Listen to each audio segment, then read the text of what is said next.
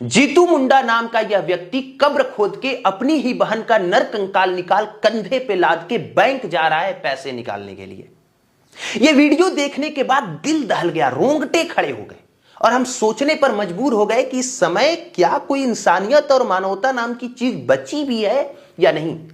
उड़ीसा की यह घटना है। यह आदमी बैंक जाता है अपने पैसे निकालने के लिए। बैंक वाले कहते हैं कि तुम जिसके अकाउंट से पैसे निकालना चाहते हो उसे लेके आओ। फिर यह आदमी बताता है कि मेरी बहन तकरीबन 2 महीने पहले मर चुकी है। बैंक वाले इसकी बात पे भरोसा नहीं करते हैं।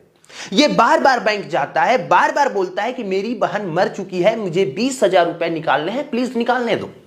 बैंक के कर्मचारी हर बार मना करते हैं, कहते हैं कि अगर तुम्हारी बहन मर चुकी है तो डेथ सर्टिफिकेट लाओ, प्रूफ करो कि तुम्हारी बहन मर चुकी है।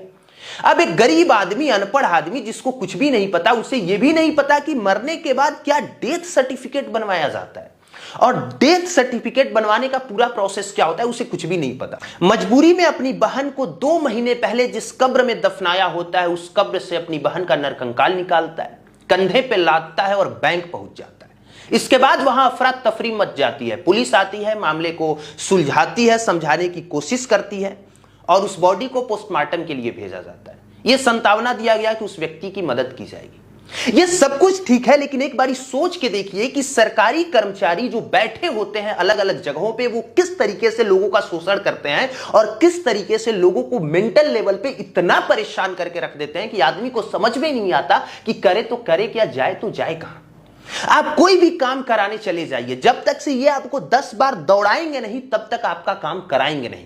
और 10 बार सिर्फ इसीलिए दौड़ाते हैं क्योंकि इनको उसके बदले में कुछ पैसा चाहिए होता है।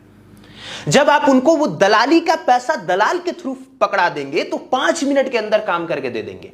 और अगर आप वो दलाल के थ्रू पैसा नहीं पकड़ाते हैं तो फिर उसी काम के लिए आपको इतनी बारी दौड़ाएंगे कि आप खुद सोचने पर मजबूर हो जाएंगे कि आखिर मैं ऐसा कौन सा गलत काम कर रहा हूं जिसकी वजह से मेरा काम नहीं हो पा रहा।